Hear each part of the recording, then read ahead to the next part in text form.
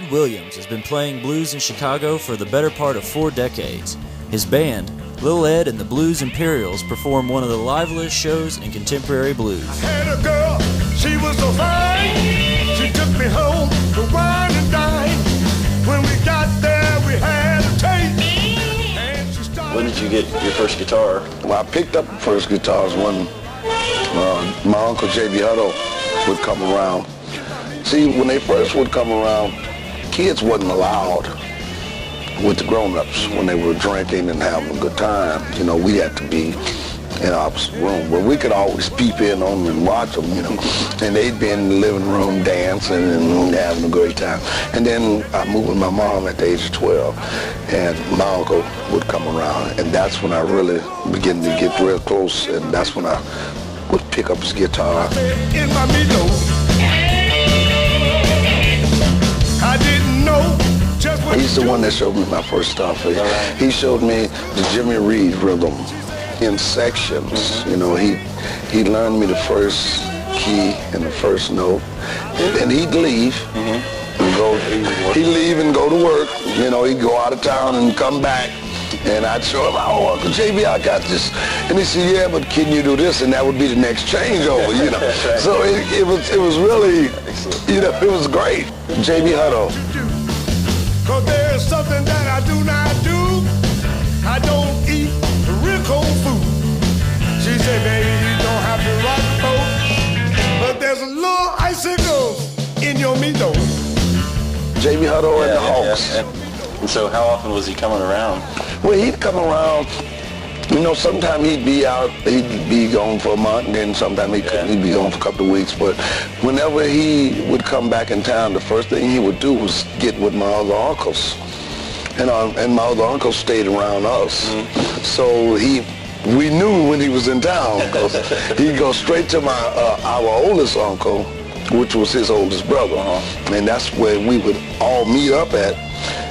And then we'd go to my mom's, go to my house, and then he'd sit up and play.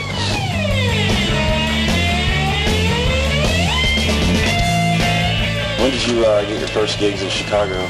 My very first gig in Chicago was, oh man, way in the early 60s. I played at a place called Garfield Lounge. My auntie actually got that gig for me because she's heard us playing, you know, with Uncle JB, and she said, you boys can play, you know. And we had these little toy instruments my mom had bought us, but my auntie bought us real instruments. We were just a blues band, but later on, as me and Pookie started to develop playing, we were sitting down at TV and eating popcorn. We wanted to try something a little bit different. And we were sitting there looking at TV, and the Imperial margarine, you remember that commercial?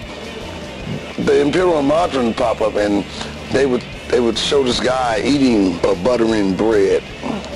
And when he'd bite the bread, it would go dun, dun, dun, dun, and this crown would pop up on the top of his head, you know, and that was fascinating, you know, and we got a kick out of that, so we decided to name ourselves Lil Ed and the Blues Imperials. Nice. And that's where we got that from. When would that have been? How long into the group? Oh, that was I'd say in the early 70s. Yeah, you know, you don't have to worry about it. So you think you ever leave Chicago? I ever leave Chicago? Nah. I'm so content where I'm at now. I'm on the north side of Chicago, northwest side. You know, it's nice and peaceful. I got me a nice little house out there. You know, I can get in my garage and tear up stuff. What do you like to tear up, automotive or woodworking? No, I do a little bit of it all, man. I'm a little handyman. Good. So I like to dibble and dabble with a little everything.